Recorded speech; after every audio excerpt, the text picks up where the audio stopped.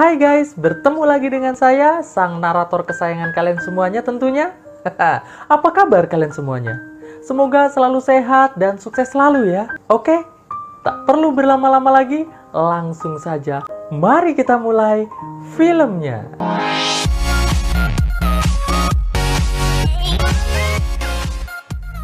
Di sebuah wahana rumah hantu yang bernama Realm, terlihat seorang talent wanita bernama Jenny baru saja selesai bekerja. Saat ia mau diajak pulang bareng sama temennya, ia bilang kalau ia nanti aja pulangnya karena mau ganti baju dulu.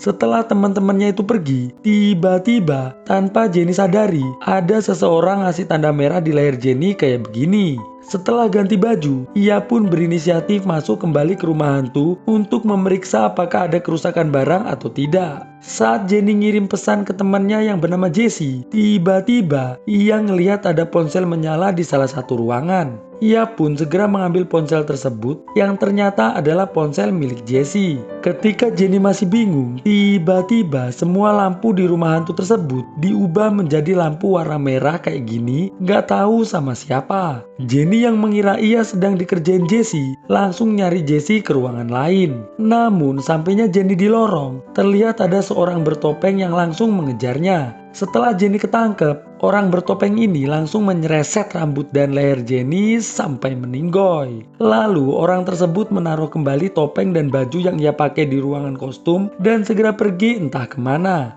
2 hari kemudian terlihat seorang gadis bernama Mary sedang diaudisi untuk menjadi talent di wahana rumah hantu Realm. Karena Mary jago banget aktingnya, ia pun langsung disuruh mulai kerja hari ini. Mary pun diajak oleh Marlon, Meta, dan Jono menuju ke ruangan briefing agar ntar malam gak bingung saat melakukan pekerjaannya. Intinya tugas Mary hanya akting takut dan terus berteriak sampai jam kerja selesai. Dirasa Mary sudah paham, ia pun segera diajak ke ruangan para pemeran psikopit untuk diperkenalkan sebagai talent baru di wahana rumah hantu Realm ini. Mendengar ada talent baru, Betty yang merupakan sahabat dari Jenny bilang kalau nggak seharusnya Jenny diganti karena menurut Betty, Jenny pasti akan kembali datang ke wahana ini. Untuk informasi, ternyata mereka semua nggak ada yang tahu kalau Jenny sudah meninggoy guys. Mereka mengira Jenny mungkin saja diam-diam pulang kampung. Mary pun segera ganti baju dan dirias oleh Meta di ruangan rias. Selesai di make up, Meta menyuruh Mary untuk menunggu di lorong. Terlihat ada seorang talent bernama Bram sedang mencari properti kostumnya yang hilang. Nggak selang berapa lama, muncul seorang berkostum labu menyapa Bram sembari ngasih tanda merah kayak gini di tangan Bram. Lalu pergi begitu saja. Mengingat Jenny juga dulu sempat ditandai seperti ini sebelum dimeninggoykan sama psikopit beneran, jangan-jangan si Bram ini bakalan ngalamin hal yang sama nih guys. Sambil menunggu talent yang lain bersiap-siap, Bram mutusin buat keluar sebentar untuk cari udara segar. Ia pun sempat bercanda dengan salah satu manekin. Namun saat ia akan masuk kembali ke ruangan, tiba-tiba psikopit berkostum labu muncul dan langsung mengecrok Bram menggunakan kapak sampai meninggoy dengan keadaan yang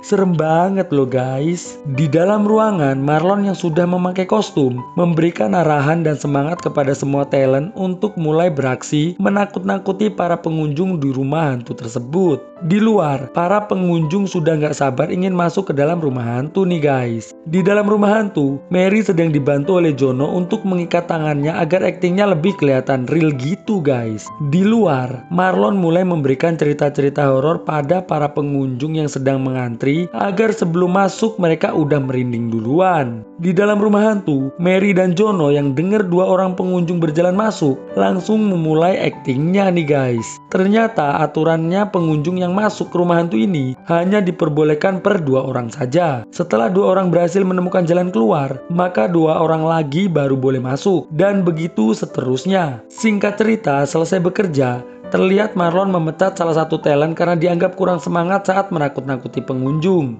Di sisi lain, terlihat Betty yang lagi main HP dikasih tanda merah sama orang kayak gini nih guys. Lalu Betty coba nelpon Jenny yang masih belum jelas keberadaannya. Mendengar dering ponsel Jenny dari salah satu ruangan di tempat ini, Betty pun mencari sumber suara tersebut. Menemukan ponsel Jenny yang sudah retak di atas meja, Betty yang bingung segera keluar dari ruang rias. Betty pun bertanya pada Marlon, apakah Marlon mengetahui kemana perginya Jenny? karena ia barusan menemukan ponsel Jenny di ruangan rias. Marlon bilang kalau ia nggak tahu kemana Jenny dan mengapa Jenny meninggalkan ponselnya di ruangan rias. Yang ia tahu, Jenny pergi tanpa pamit dan memang harus segera diganti dengan talent baru yaitu Mary. Dengar hal itu, Betty menghampiri Mary dan Tini untuk ngajak ke pesta yang sedang diadakan salah satu talent bernama Mindy di rumahnya. Beberapa jam kemudian, Marlon yang sudah melepas kostum dan menghapus makeupnya mulai memeriksa rumah hantu apakah ada properti yang rusak atau tidak. Ngelihat ada beberapa pakaian berantakan, Marlon yang hendak membereskan dikejutkan dengan munculnya Meta secara tiba-tiba. Sebelum pulang, Marlon minta tolong ke Meta agar membawa beberapa pakaian yang berantakan ke tempat laundry. Setelah Meta bilang oke, Marlon pun segera pergi. Setelah Marlon pergi dan menutup gerbangnya, Meta yang lagi beres-beres sambil dengerin musik di HP, tiba-tiba ada tangan muncul dari lemari memberikan tanda merah di tangan Meta sembari menyereset tangan Meta pakai peso. Meta segera membalut lukanya dengan baju agar nggak kehabisan cairan merah. Namun si Kopit itu perlahan keluar menghampiri Meta. Beruntung Meta berhasil lari yang langsung dikejar oleh si Kopit bertopeng burung ini guys. Meta yang menemukan pintu keluar harus kecewa karena pintunya ternyata sudah dikunci.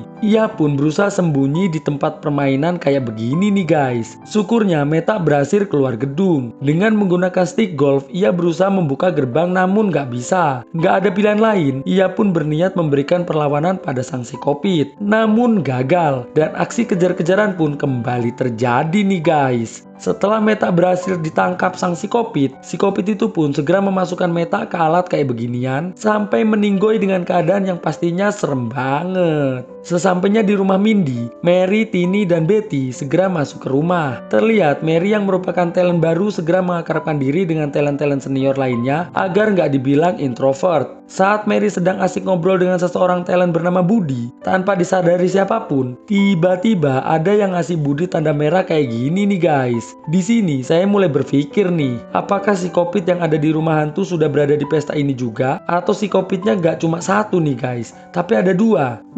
Mari kita cari tahu. Setelah ngajakin ngobrol beberapa talent senior, Mary yang capek mutusin buat rebahan santuy di sofa sambil ngeliatin Betty dan kawan-kawan foto-foto nih guys. Nggak selang berapa lama, Tini mendekati Mary ngajakin ngobrol tentang konsep rumah hantu yang menurut Tini kurang menyeramkan. Di sisi lain, Betty yang ngeliat ada chat dari salah satu talent yang bernama Bonnie di ponsel Jenny mulai bertanya tentang keberadaan Jenny. Namun Bonnie bilang kalau dia nggak pernah chat Jenny karena sudah 2 hari ini dia nggak pakai apa-apa kayak begini. Ponselnya pun ia taruh di kantong celana yang sudah seminggu ia nggak pakai. Mendengar hal itu, Betty pun semakin bingung nih guys. Betty lantas menemui Jono dan Marlon untuk membicarakan tentang keganjilan menghilangnya si Jenny secara tiba-tiba. Namun di sini terlihat Jono dan Marlon nggak menganggap itu sebuah keganjilan karena sudah biasa talent datang dan pergi sesuka hati karena gajiannya kan per hari. Jadi setelah gajian menghilang sudah biasa tuh. Pagi harinya di dalam mobil, Mary yang baru bangun segera menyikat giginya agar segar dan harum. Setelah itu, ia pun duduk santuy di dekat lapangan untuk sarapan makan coklat nih guys. Lalu, ia memacu mobilnya menuju ke ruangan kontrol rumah hantu. Terlihat sudah ada Betty, Tini, dan Mindy di tempat ini. Mereka pun meminta pada Budi untuk mengecek CCTV di hari Jenny menghilang. Namun, belum juga memeriksa. Budi yang melihat ada seorang misterius saat ini sedang berada di rumah hantu, segera memeriksanya. Sampainya Budi di dalam rumah hantu, ia segera menyuruh orang misterius itu untuk pergi. Namun bukannya pergi, si Kopit bertopeng kentora itu malah langsung menyucuk Budi pakai ginian sampai meninggoy. Di sisi lain, terlihat Betty, Mary, Tini, dan Mindy sudah masuk ke rumah hantu bertujuan mencari petunjuk kemana Jenny pergi. Saat si Kopit ini lagi mau beresin jenazah Budi, ia yang dengar suara Betty dan kawan-kawan mendekat segera bersembunyi. Saat Mary dan kawan-kawan sedang berfoto-foto ria, tanpa mereka sadari sang si Kopit berada di dekat mereka kayak gini nih guys. Sempat Mary dan kawan-kawan ngelihat jenazah Budi di lantai, namun karena nggak ada kelapanya, mereka pun menyangka kalau itu hanyalah properti semata. Melihat Mary dan kawan-kawan sudah masuk ke ruangan lain, sang si Kopit segera membawa jenazah Budi menuju nggak tahu kemana nih guys. Di sisi lain, Mary dan kawan-kawan didatangi salah satu pengurus rumah hantu bernama Tony yang memberikan voucher makan gratis di sebuah restoran yang baru buka di dekat sini. Tanpa berpikir panjang, mereka pun segera menuju ke restoran tersebut. Setelah mengambil makanan, mereka mutusin makan di tempat terbuka kayak begini sambil ngobrol-ngobrol santuy. Betty yang melihat ada chat masuk di ponsel Jenny berisi ajakan ketemuan, langsung pergi yang disusul sama si Tini nih guys. Mary dan Mindy pun segera menuju ke rumah Mindy untuk beristirahat sejenak. Sampainya di rumah Mindy, mereka pun ngobrol-ngobrol sampai Mary tertidur. Di sebuah bar, Jono mendatangi Marlon menanyakan tentang Meta yang gak ada kabar sama sekali. Marlon bilang kalau mungkin saja Meta sedang istirahat karena semalam ia harus mengurusi banyak laundry pakaian. Pulang dari bar, Marlon mampir ke rumah hantu untuk mencari Meta. Siapa tahu Meta ketiduran di tempat ini. Nggak menemukan Meta, Marlon kembali ke bar buat ngasih tahu si Jono. Marlon bilang ke Jono kalau sepertinya ada yang nggak beres di rumah hantu. Karena sudah ada beberapa talent yang menghilang begitu saja tanpa kabar sama sekali. Namun Jono yang ngerasa ini semua adalah hal yang biasa, coba nenangin Marlon agar nggak berpikir yang enggak. Di halaman rumah hantu, terlihat Betty, Tini, Mindy, dan Mary datang untuk bersenang-senang kayak begini. Singkat cerita, malam hari pun tiba. Saat Betty dan Mary sedang bermain dengan labu, Betty minta maaf pada Mary karena sempat nggak suka ketika Mary menggantikan posisi Jenny di rumah hantu. Mary bilang kalau itu adalah hal yang wajar, jadi nggak perlu minta maaf gitu. Nggak selang berapa lama, Betty dapat chat dari Meta yang ingin bertemu dengan dirinya karena telah mendapatkan info mengenai Jenny. Betty pun pamit ke Mary dengan mengatakan kalau ia sudah lelah dan ingin pulang duluan. Sesampainya di depan rumah hantu, Betty segera masuk mencari Meta. Sambil manggil-manggil nama Meta, Betty berjalan mencari keberadaan si Meta nih guys. Tapi tiba-tiba muncul si Kopit langsung mengikat tangan Betty dan menyalakan lampu. Betty yang ketakutan hanya bisa berteriak-teriak saja. Si Kopit bertopeng ini pun segera menyalakan senso lalu menyereset tangan Betty sampai lepas. Marlon yang dengar teriakan Betty segera mengambil palu dan bergegas menuju ke tempat Betty. Tak lupa Marlon menyalakan lampu utama rumah hantu terlebih dahulu. Tapi setelah sampai di tempat suara Betty terdengar, Marlon gak nemuin siapa-siapa nih guys. Malahan Marlon mendapatkan chat dari Meta yang bilang kalau ia pengen ketemu dengan Marlon sekarang juga. Masih penasaran dengan suara teriakan Betty tadi, Marlon pun melanjutkan mencari keberadaan Betty. Tapi tiba-tiba Jono muncul ngagetin Marlon. Marlon yang lihat jejak kaki Jono bercairan merah mulai bertanya apa yang udah Jono lakukan di tempat ini. Jono yang gak bisa jawab membuat Marlon segera masuk ke salah satu ruangan tempat Betty terluka. Melihat Betty lagi adu-adu tanpa tangan, Jono langsung ngasih tanda merah di pipi Marlon sembari menyucuk kelapa Marlon dari belakang sampai meninggoy. Di rumah Mindy, terlihat Mary dan Tini lagi ngobrol mengenai sosial media yang saat ini semakin menakutkan. Pagi harinya di rumah hantu, Jono sedang menumpuk para talent yang sudah ia meninggoykan, gak tahu mau diapain nih guys. Setelah itu, Jono segera keluar rumah hantu mengambil tali di bagasi mobilnya. Di rumah Mindy, Mary yang baru bangun tidur segera keluar rumah untuk menghirup udara segar. Gak selang berapa lama, Bisma muncul menyapa Mary. Mary pun menghampiri Bisma berniat minta kopi yang Bisma bawa. Mereka lantas mulai mengobrol mengenai latar belakang hidup mereka masing-masing. Malam harinya, tepatnya malam terakhir Halloween dan juga malam terakhir rumah hantu ini dibuka untuk tahun ini, terlihat Jono memakai kostum yang biasa dipakai Marlon untuk menggantikan Marlon sebagai pimpinan di rumah hantu Realm ini. Mary, Tini, dan Mindy yang gak ngelihat Betty terlihat mulai khawatir nih guys. Gak selang berapa lama, Jono muncul ngasih tahu para talent kalau mendadak Marlon dan Meta gak bisa datang karena ada keperluan bisnis yang gak bisa ditunda. Jono lantas menunjuk Bonnie untuk menggantikan tugasnya menjadi partnernya Mary. Setelah Bonnie setuju, Jono minta pada semua talent agar menaruh ponsel mereka semua di ruangan ganti. Nggak boleh bawa ponsel ke dalam rumah hantu dengan alasan agar bisa lebih fokus nakut-nakutinnya. Jono pun lantas keluar rumah hantu untuk menyambut para tamu dengan kisah-kisah horornya. Di dalam rumah hantu, Mary dan Bonnie sedang ngobrolin konsep baru untuk menakut-nakuti pengunjung. Di luar, Jono menjelaskan bahwa malam ini para pengunjung akan ia bikin meninggoy sebanyak yang ia bisa. Ia akan memberi tanda para pengunjung dengan tanda merah sebelum dimeninggoykan sebagai persembahan pada tuannya, yaitu sang iblis. Mendengar hal itu, para pengunjung yang mengira omongan Jono hanyalah bagian dari naskah pertunjukan saja hanya tertawa aja nih guys. Bisma yang berperan sebagai pengunjung yang akan dimeninggoykan dibawa John ke sebuah tempat dan tanpa ragu-ragu Jono langsung menyucuk perut Bisma sampai meninggoy di depan para pengunjung. Salah satu talent pun segera membawa Bisma ke belakang rumah hantu. Setelah itu, Jono ngasih tanda merah di tangan salah satu talent sembari menyuruh talent itu memasukkan semua pengunjung sekaligus ke dalam rumah hantu.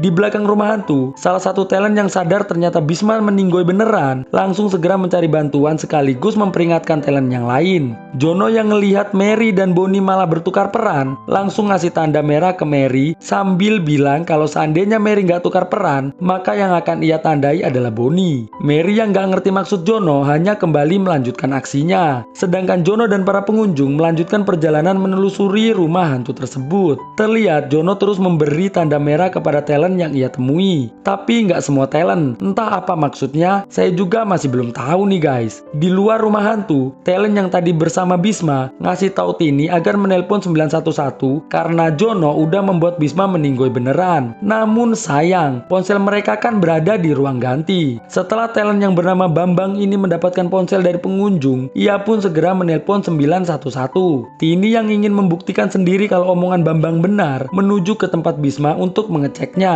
Dan benar saja ternyata Bhisma beneran udah meninggoy. Di dalam rumah hantu, Jono masih terus menandai talent yang akan ia bikin meninggoy. Tini segera masuk rumah hantu memberitahu Mindy tentang yang telah terjadi. Mendengar hal itu, Mindy segera menyuruh para pengunjung segera keluar rumah hantu. Sedangkan Tini berlari ke sana kemari memperingatkan semua orang yang ada di dalam rumah hantu, baik talent maupun pengunjung untuk segera keluar. Sesampainya sebagian pengunjung yang mengikuti Jono di sebuah ruangan langsung diserepet Jono pakai peso sampai meninggoy. Tini dan sebagian pengunjung yang ngeliat hal itu segera lari kocar kacir nih guys. Tini yang berhasil ditangkap Jono berusaha bertahan. Beruntung Mindy datang langsung mengeplak kelapa Jono sampai rebahan. Melihat Jono bangkit lagi, Mindy dan satu talent keluar menahan pintu. Sedangkan Tini yang masih memperingatkan talent lain untuk keluar harus melihat salah satu talent lagi meninggoy dicucuk sama si Jono nih guys. Tini pun segera ngeplakin Jono sampai rebahan lagi. Jono yang lihat tongkatnya Tini patah segera melakukan serangan balik nih guys. Beruntung Mary tiba-tiba muncul langsung menyucuk Jono dari belakang pakai peso beberapa kali sampai rebahan. Namun saat Mary dan Tini lagi ngasih tahu salah satu talent yang ada di dinding kayak gini, tiba-tiba Jono kembali bangkit bawa senso menyereset siapapun yang ia temui. Mary dan Tini yang ketakutan segera lari sekencang-kencangnya. Jono yang lihat Bonnie masih bingung karena semua orang pada kabur langsung diserepet pakai senso sampai meninggoy. Sedangkan Tini dan Mary segera mengambil ponselnya di ruang ganti berniat menelpon 911. Namun belum juga nelpon, Jono udah keburu datang nih guys. Mereka pun bersembunyi berusaha untuk tidak bersuara. Tapi tiba-tiba Jono muncul menangkap Mary. Beruntung walau sempat terkena seresetan peso, Mary berhasil kabur setelah menendang Jono. Sampainya Mary di tempat games kayak gini, ia berusaha minta tolong. Namun semua orang yang mengira itu hanya akting pertunjukan dari rumah hantu hanya bersorak saja agar lebih seru. Tini yang melihat Mary ke pojok langsung ngambil bola bowling lalu mengeplakannya ke kelapa Jono sampai meninggoy. Melihat hal itu, para pengunjung yang baru sadar kalau ini kejadian nyata bukan acting, terlihat shock berat nih guys. Gak selang berapa lama, Mindy datang tapi hanya ndelongop aja nih guys. Beberapa jam kemudian, terlihat para petugas datang untuk membereskan lokasi. Sedangkan Mary, Mindy dan Tini terlihat duduk di salah satu mobil petugas masih dengan kondisi ndelongop aja. Lalu kisah pun akhirnya selesai. Bangun kisah indah bersama dirimu, sungguh menyenangkan, bahagia jiwaku.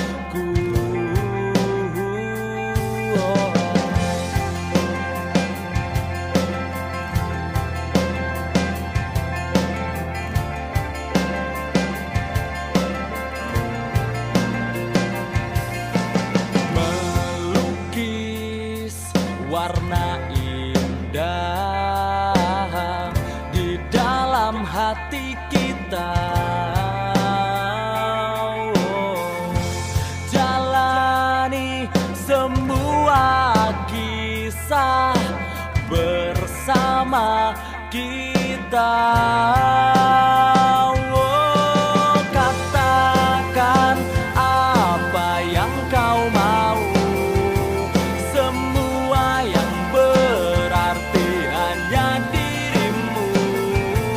engkau yang selalu